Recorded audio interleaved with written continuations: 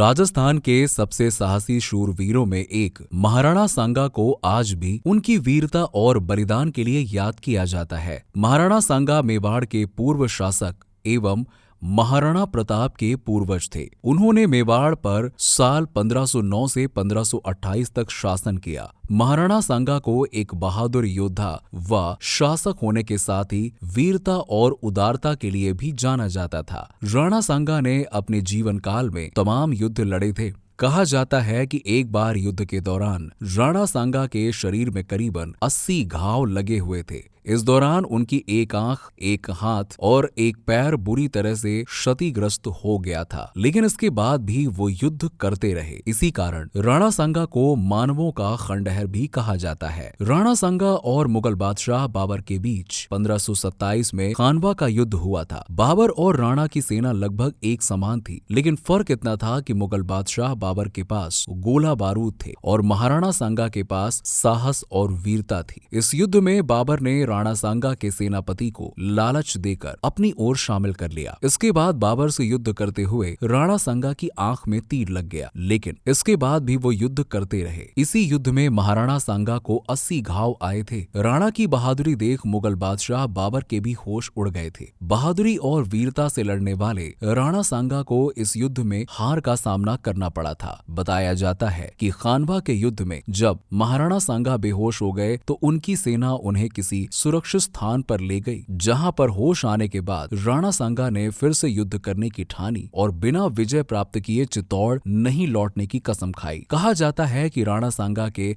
इस फैसले को सुन जो सामंत नहीं चाहते थे कि फिर से युद्ध हो, उन्होंने चुपचाप से राणा को जहर दे दिया, जिसके कारण उनकी 30 जनवरी 1528 को कालपी में मौत हो गई।